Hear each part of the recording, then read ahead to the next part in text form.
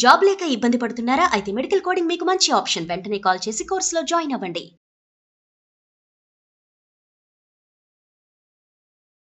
నమస్తే రమ్మగారు. నమస్తే జయ.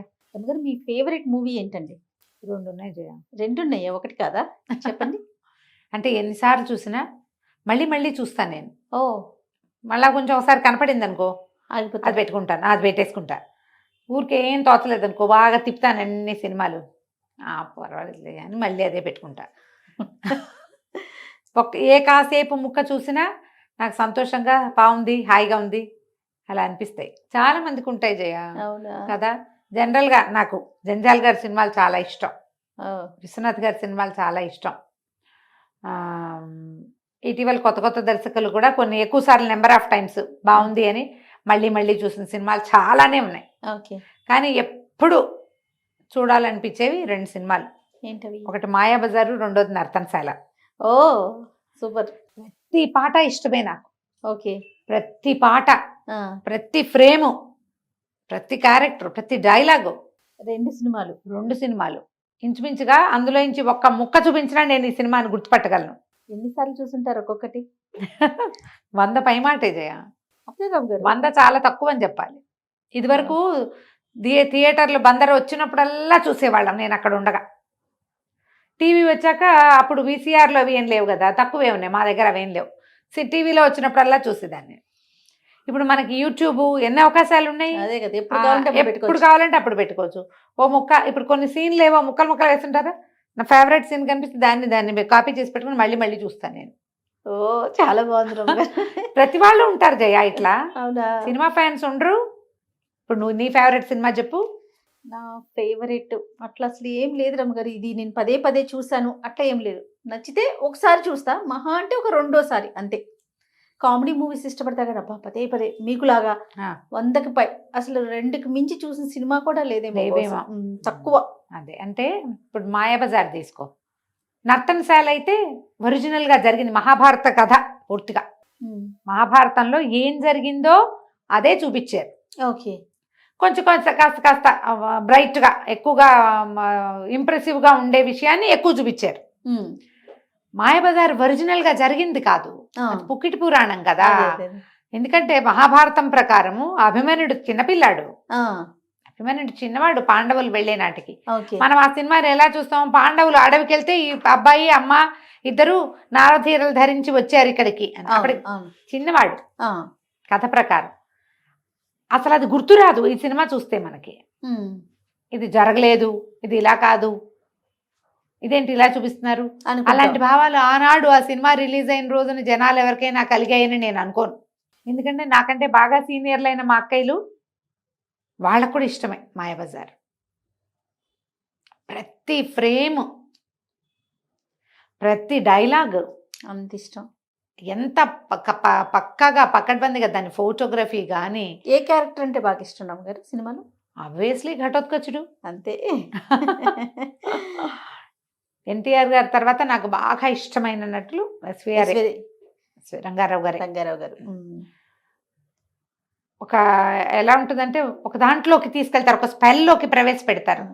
మరి ఛాయాగ్రాహకుడు వల్ల అంటావా, డైలాగుల వల్ల అంటావా, బ్యాక్గ్రౌండ్ లో నడిచేటువంటి మ్యూజిక్ గంభీరంగా అనిపిస్తుంది కదండి. ఆ పట్టు ఇప్పుడు ఏదైనా ఒక కథ చెప్పేటప్పుడు జయ, మనం అవతల వాళ్ళు మనని మంత్రముగ్ధులుగా వింటున్నారు అంటే ఒకటి కథ, రెండోది కథనం. అంతే కదా. ఆ రెండింటిని ఇప్పుడు మనం నోటితో కథ చెప్పడం వేరు, దాన్ని ఒక ఫ్రేమ్ మీద చూపించడం ఇంప్రెసివ్. అబ్బాయి ఏమిటి అని అనిపించదు ఎక్కడ. నేను ఎన్నిసార్లు చూసినా అలాగే ఉంటుంది. కలర్ లో కూడా చూసాను నేను. కలర్ చేశారు కదా. అవునవును. పెద్ద దానివల్ల తేడా ఏముంది, సినిమా సేమ్ ఏ కలరే కదా మారుతుంది. ప్రతి క్యారెక్టర్ని ప్రతిదాని దర్జాన్ని ఉంచారనిపిస్తుంది. అది జరగని కథ అయినా బలరాముడు క్యారెక్టర్ చూపిస్తారు కరెక్ట్గా, కృష్ణ పరమాత్మ క్యారెక్టర్ యాజ్ ఇట్ ఈజ్ ఎలాగో వచ్చేస్తుంది. రేవతీదేవి, రుక్మిణీదేవి, సుభద్రాదేవి, తర్వాత ఏమో హిడింబ క్యారెక్టర్. దీని మీద ఒకటి చెప్పాలి జయ. మామూలుగా మనకి మహాభారత గాథల్లో హిడింబ ఎక్కడ కనపడుతుంది? మొట్టమొదట భీముడు బకాసురుడు, బకాసురుడు కాదు హిడింబాసురుడు యుద్ధం అప్పుడే.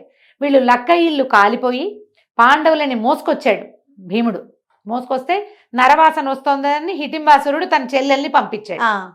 ఆవిడ వచ్చి ఈ మహాబలశాలిగా ఉన్న యువకుడిని చూసి ఆవిడ వ్యామోహపడి వీళ్ళని నేను వేరే చోటకి చేరుస్తాను, మన ఇద్దరం కలిసి గడుపుతామని ఆవిడ అడుగుంది.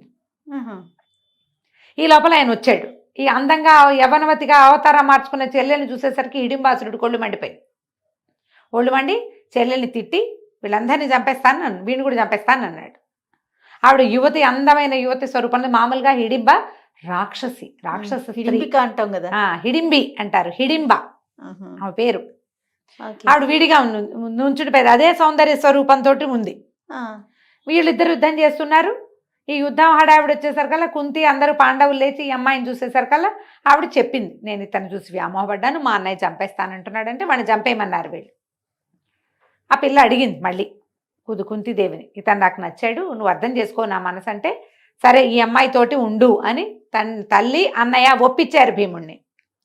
కుమారుడు కలిగేదాకా ఈమెతో ఉంటానని, మహాభారతంలో ఉన్నదమ్మా ఇది.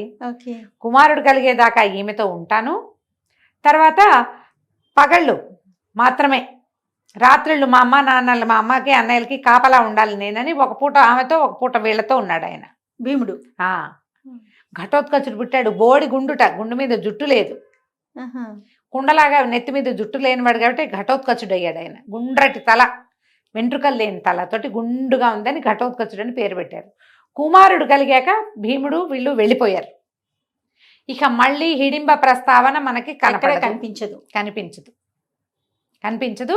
మళ్ళా ఎప్పుడు కురుక్షేత్రం అప్పుడు ఘటోత్కచుడు వచ్చాడు. ఇది మన కథ అసలు మహాభారతంలో. అయితే భాస మహాకవి రాసిన మధ్యమ వ్యాయోగం అని ఒక డ్రామా, నాకు అత్యంత ఇష్టమైన నాటకాల్లో, సంస్కృత నాటకాల్లో అదొకటి. ఆ మధ్యమ వ్యాయోగంలో ఒక కథ నడుపుతారనమాట. ఘటోత్కచుడి క్యారెక్టర్ రాస్తారు జయ. అందులో మీరు అది గనక చదివితే వాడితో ప్రేమలో పడాల్సిందే ఎవరైనా సరే. బ్యూటిఫుల్గా వర్ణిస్తారంటే, సంస్కృతంలో వర్ణన గూస్ బంప్స్ వస్తాయి. ఎంత అందంగా ఉన్నాడు రాక్షసుడు, అందంగా ఉండటం, అందమైన రాక్షసుడు భలేగా ఉంటుంది. ఆ క్యారెక్టరు, ఆ కుర్రాడు వాడితో ప్రేమలో పడి తీరాలి ఎవరైనా సరే. మధ్యమ వ్యాయోగం కుదిరితే, ఎవరైనా సంస్కృత పండితులు దొరికితే చెప్పించుకోండి, సూపర్గా ఉంటుంది. మీరు తెలుగులో చెప్పలేరా మా కోసం? ఆ డైలాగ్స్ బాగుంటాయి జయ. కథకి చేయలేరా మీరు? ట్రూ ట్రాన్స్లేషన్ చేయను, డైలాగ్స్ బాగుంటాయి. ఇదేంటంటే ఆవిడ హిడింబగా ఏకాదశి ఉపవాసం ఉండి, ఏకాదశి అయి ఉండదు, అది ఒక ఉపవాసం ఉంది, ఆవిడ వ్రతం పెట్టుకుంది. వ్రతం విడవడానికి నరమాంసం కావాలని ఘటోత్కచుడు ఒక నరుణ్ణి వెతుక్కుంటూ వస్తాడు. వీళ్ళు అడవిలో ఉన్నారు కదా, అప్పుడు ఆ సమయంలో జరిగిందనమాట ఆ కథ. జరిగిందో లేదో ఊహ, భాసుడు రాశాడు అట్లా. మధ్యం వ్యాయోగం ఎక్సలెంట్గా ఉంటుంది. అయితే ఈ వచ్చిన ఘటోత్కచుడికి ఓ భార్యాభర్త, 3 మగపిల్లలు కనపడతారు. ఒకడిని నాకు ఆహారంగా ఇవ్వమంటాడు ఘటోత్కచుడు. నేను చంపను, మా అమ్మకి కావాలి, మా అమ్మ వ్రతం, ఒక్కడు రండి నాతో పాటు మా అమ్మ ఆహారానికి అంటే, ముసలివాడిని నేను వస్తానంటాడు ఆయన. ముసలాడి నాకు వద్దంటాడు ఘటోత్కచుడు. ఈమెని ఆడ మనిషి వస్తే చిచ్చి నేను ఆడాలని చంపనంటాడు. ఈ 3 కొడుకుల్లో పెద్దవాడేమో నాన్నకి ఇష్టం, ఆఖరి వాడేమో అమ్మకి ఇష్టం, నేను ఎవరికి ఇష్టం అంటాడు మధ్యలో వాడు. అందుకని ఓ మధ్యమా రా ఆ మధ్యముణ్ణి తీసుకెళ్తాడు, మధ్యవాడిని తీసుకెళ్తాడు. ఈ మధ్యవాడిని తీసుకెళ్తానంటే మంచినీళ్ళు దాగొస్తానని వెళ్తాడు. వీళ్ళు ఏమనుకుంటారంటే, ఈ వనంలో ద్వైతవనం బహుశా, అక్కడ ఈ వనంలో పాండవులు ఉన్నారు, పిలిస్తే భీముడు వస్తాడు, గట్టిగా పిలిస్తే వినపడుతుందని పెద్దగా కేకలు పెట్టాలనుకుంటారు. ఎవరైనా పిలిస్తే మీ వాళ్ళ అంతు చూస్తానంటాడు ఘటోత్కచుడు. ఈ కుర్రాన్ని తనే పిలుస్తాడు, మధ్యమా రా అనేసరికల్లా అక్కడెక్కడో ఎక్సర్సైజ్ చేయటానికి వస్తాడు, చెట్లని బంతులు ఆడించినట్టు ఆడుస్తున్నాడు భీముడు అని రాస్తారు. ఆ మధ్యమా పిలుపు విని, ఈయన కుంతీసుత మధ్యముండు అని చెప్తారు కదా, కుంతి 3 కుమారుల్లో మధ్యవాడు భీముడు వచ్చేస్తాడు. ఓహో, వచ్చి ఈ కుర్రాన్ని నేను రక్షిస్తానంటే ఈ ఒప్పుకోడు. ఘటోత్కచుడు భీముడు ఎదురుపడే సీను ఎంత ఎక్సలెంట్గా ఉంటుందో. మాయాబజారు మీద ప్రేమ ఉన్న వాళ్ళందరూ మధ్యం వ్యాయోగం చదవాల్సిందే. దాని మీద కన్నా దీని మీద ఎక్కువ దృష్టి పెట్టాలి. అవును. ఎక్కడి నుంచి ఈ మధ్యం ఇప్పుడు పిలుస్తాడు, పిలిచేసరికల్లా ఈయనకి కుర్రాడు చూస్తే ముద్దొస్తూ ఉంటుంది. భీముడికి ముచ్చటేసింది అని చెప్పడం ఎంత బాగా చెప్తారంటే మామూలుగా ఉండదు. కుర్రాడికి కూడా ఘటోత్కచుడికి కూడా ఏదో ఈయన్ని గౌరవించాలనిపిస్తూ ఉంటుంది. కానీ నేనెందుకు గౌరవించాలి అనిపిస్తుంది. కుర్రాళ్ళలో సహజమైన భావాలు నేనెందుకు గౌరవించాలి? మా అమ్మ ఆహారం, మా ఆహారాన్ని కొట్టుకోవడానికి వచ్చాడు అనిపిస్తుంది. ఒక సందర్భంలో నేను హిడింబ కుమారుడని చెప్తాడు. ఓకే, చెప్పేసరికి ఆయనకు తెలుస్తుంది తన కొడుకని. నన్ను తీసుకెళ్ళమంటాడు. నన్ను తీసుకెళ్ళు ఆహారంగా. యుద్ధం కూడా జరుగుతుంది చిన్నది. నన్ను తీసుకెళ్ళమంటే సరే రమ్మంటాడు. భీముడిని తీసుకెళ్తాడు వెంబడ పెట్టుకుని. తీసుకెళ్లేసరికల్లా ఆవిడ ఆ లోపల నుంచి వస్తుంటుంది. ఆ హిడింబ క్యారెక్టర్ ఎంత క్యూట్ గా రాస్తారో, భలే బాగుంటుంది. వచ్చి ఏమిట్రా నీ అతివాది, ఏమిటి నీ అతికోల, తండ్రిని పట్టుకుని తీసుకొచ్చానంటావు. ఆశ్చర్యపోతాడనమాట. మా నాన్న పేరెత్తడానికి వీల్లేదు నువ్వు అంటాడు పోట్లాటకి. మా బాబాయిల పేరెత్తడానికి వీల్లేదంటాడు. మా వాళ్ళు చాలా గ్రేట్ అంటాడు. తండ్రికే చెప్తుంటాడనమాట మా నాన్న చాలా గ్రేట్, మా అమ్మ పట్ల అవజ్ఞగా మాట్లాడితే నేను ఒప్పుకోను, మా నాన్న ఏమైనా అంటే నేను ఒప్పుకోను. ఎంత వాదం జరుగుతుందో తండ్రికి కొడుక్కి. సూపర్గా ఉంటుంది, భలే ఇంట్రెస్టింగ్గా ఉంటుంది. నేను చెప్పాను డిగ్రీ వాళ్ళకి ఎప్పుడో, ఒక సంవత్సరం, చాలా కాలం క్రితం కదా నేను చేసింది. ఏనాటి సంగతి, మా కార్తీక్ చిన్నప్పుడు సంగతి, చిన్నవాడి చిన్నప్పుడు. చాలా అంటే చాలా బాగుంటుంది. ఇప్పుడు అలాంటిది ఈ క్యారెక్టర్ మీద ఎట్లాంటి ప్రేమ వస్తుందో మనకి. ఈ మాయాబజార్ చూస్తే ఘటోత్కచుడితో ప్రేమలో పడని వాళ్ళు ఎవరు ఉండరు జయ. అవునండి, ప్రతి ఒక్కరు ఇష్టపడతారు, చిన్న పెద్ద తేడా లేదు. ప్రతి ఒక్కళ్ళు. పైగా వీళ్ళు ఆయన భోజనం చేయటము, ఆయన నడక, సావిత్రమ్మ గారు ఆయన ఇమిటేట్ చేయటం, సాంగ్, మళ్ళీ ఆయనతో ఒకటితోటి ప్రేమలో పడి ఊరుకోం మనం, సావిత్రితో కూడా ప్రేమలో పడతాం. ఏ క్యారెక్టర్ కా క్యారెక్టర్. నాగేశ్వరరావు గారు ఎంత సూపర్గా, ఎంత హ్యాండ్సమ్గా ఉంటారు. రామారావు గారి సంగతి అసలు చెప్పే పని లేదు. ఎందుకు ఇష్టపడకూడదు ఆ సినిమాని చెప్పు? ఖచ్చితంగా ఇష్టపడాలి. ఎన్నిసార్లు అయినా ఎందుకు చూడకూడదు, తప్పకుండా చూడాల్సింది. అంతే అంతే, ప్రతి ఫ్రేము చూడాలి. అద్భుతం. మాయాబజార్ తో మొదలుపెట్టి మధ్యం వ్యాయోగం దాకా తెచ్చాను నేను. ట్రై చేయండి డెఫినెట్ గా. మధ్యం వ్యాయోగం మనకి దొరుకుతుంది. మొత్తం డైలాగులతో. అంటే నేను ఏ పాడ్కాస్టో చేస్తే నాటకం మొత్తం చెప్పగలుగుతా, ఒక్క డైలాగ్ కూడా మిస్ కాకుండా. మనం ఇలా చెప్పేటప్పుడు అట్లా చెప్పలేకపోతాం కదా. ట్రై చేస్తాను. డ్రామాలు పాడ్కాస్ట్ చేసే ఐడియా ఉంది నాకు. సో అవి చేసినప్పుడు డెఫినెట్ గా చెప్పండి. భాసనాటక చక్రం మొత్తం చేయాలనే ఉంది, దాంట్లో చేస్తాను ఇది తప్పకుండా. మీ ఆనందం చూసి తెలుస్తుంది గారు ఎంత ఇష్టమో మీకు. భలే బాగుంటుంది నిజంగా. మరి నర్తనశాల సినిమా గురించి? నర్తనశాలలో ఇంకా ఇక ఎలా అంటే పాండవుల క్యారెక్టర్స్, పాటలు, రామారావు గారు జీవించేస్తారు జయ, తినేస్తారు. ప్రతి నిమిషము ఆయన మన కంట్లోనే, నెత్తి మీదే ఉంటారు. లేడీ క్యారెక్టర్ వేసినప్పుడు, తృతీయ ప్రకృతిగా వేసినప్పుడు ఎంత కులుకు, ఎంత వయ్యారం ఉంటుందో, ఆయన అర్జునుడిగా మారితే ఆ మారిన ట్రాన్సిషను ఇంతకు ముందు చేసిన వాడు ఈయన వేరు అనుకుంటాం. ఒక్కడేనని మనకు ఒక్క క్షణం కూడా అనిపించదు. చిన్నప్పుడు నేను వేరు అనుకునేదాన్ని జయ. నేను అంత విపరీతంగా సినిమాలు చూసేవాళ్ళం. అయినా 10-12 ఏళ్ల వయసు వచ్చేదాకా ఆ ముందు క్యారెక్టర్ వేసింది రామారావు గారని నేను నమ్మలేకపోయేదాన్ని. నాకు తెలిసేది కాదు. బాగా పెద్దయ్యాక అర్థమైంది. కానీ ఆయన నటనా విశ్వరూపాన్ని అందులో చూడొచ్చు. ఎన్ని క్యారెక్టర్లో చేశారు అలాంటివి. ఒకటే మనిషి 2 వేరు క్యారెక్టర్లు కాదు, ఒక క్యారెక్టరే, ఒకటే కదా. తృతీయ ప్రకృతిలో నుంచి పురుష ప్రకృతిలోకి మారతాడు ఆయన. ఎంత అద్భుతంగా ఉంటాయి పద్యాలు, మహాబాగుంటాయి. సావిత్రి గారు, ఎస్వి రంగారావు గారు, బాబా ప్రతి పాట ఆణిముత్తి మొదలు. మ్యూజిక్ జయ ఎంత బాగుంటుందో. అందులో ఇంకా బాగా అట్రాక్టివ్గా ఉంటుంది ఎల్ విజయలక్ష్మి డాన్సులు. ఓకే, ఉత్తర క్యారెక్టర్ ఎల్ విజయలక్ష్మి తోటి వేయించారు. సూపర్. అది నిజంగా జరిగింది కదా. పాండవులు అజ్ఞాతవాసం చేసినప్పుడు జరిగింది ఉత్తర గోగ్రహణం. అవును. ఆ యుద్ధం సీన్లు కూడా ఎంత క్లాస్ గా తీసారో జయ, భలే క్లాస్ గా అనిపిస్తుంది. ఇప్పుడు ఇలాగా మనకి ఇంత ఇంప్రెసివ్ గా ఈ రోజుల్లో మనం చాలా సాంకేతిక సహాయం తీసుకుంటే గానీ చేయలేరు. అవును, ఆ రోజుల్లో అలా ఆ కాలంలో ఇంత టెక్నాలజీ లేదు. అవునవును. ఎంత ప్రాక్టీస్ లో రీటేకులు తక్కువట. అవును, క్యారెక్టర్ నేర్చుకుని. అవునవును. అంటే డ్రామాస్ అవి చేసిన ప్రాక్టీస్ తోటో ఏమో మరి వాళ్ళు అసలు లాంగ్వేజ్, డిక్షను, వాళ్ళ అక్షరాలు, ఒక్క పొల్లు పదం లేకుండా, ఒక్క పొల్లు ఒత్తు కూడా పోకుండా, ఏం క్యారెక్టర్స్, ఏం యాక్షన్. అవునండి, జీవించేస్తారు. నర్తనశాల కూడా నాకు ఏ పార్ట్ అయినా ఇష్టమే చేయ అందులోది. ఓకే, మొదటి నుంచి అది జననీ శివకామిని దగ్గర నుంచి స్టార్ట్ చేసి సావిత్రమ్మ గారు భలే అందంగా ఉంటారు. భలే బాగుంటుంది, మహా బాగుంటుంది సినిమా.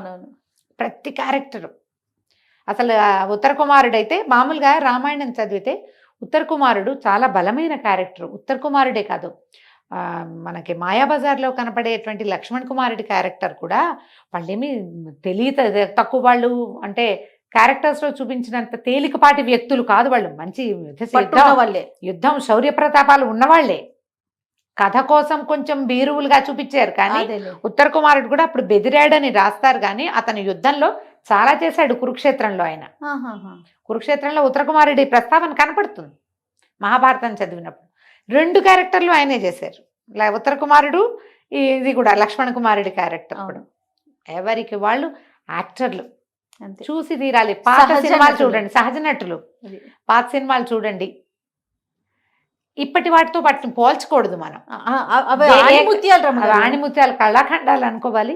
ఎన్ని చెబుతున్నాం మనం, అంతే కళాఖండాలే. ఎందుకంటే మొత్తం ఉన్నవాళ్ళు ఎవరో ఒక దర్శకుడి ప్రతిభ తోటి చేసింది కాదు ఇది. ప్రతి వాళ్ళ ప్రతిభ, ప్రతి వాళ్ళు ప్రతిభావంతులే. తెర మీద ఉన్న వాళ్ళు, వెనకున్న వాళ్ళు కూడా ప్రతి వాళ్ళు ప్రతిభావంతులే. అందుకని మాసిపోకుండా ఉన్నాయి జయ, అవుట్డేట్ అయిపోలా. అవునండి, ఎప్పటికీ ఎవర్ గ్రీన్, ఎప్పటికీ ఎవర్ గ్రీన్ గా ఉంటాయి. ఈ ఎవర్ గ్రీన్ ఆణిముత్యాలు బోల్డ్ ఉన్నాయి.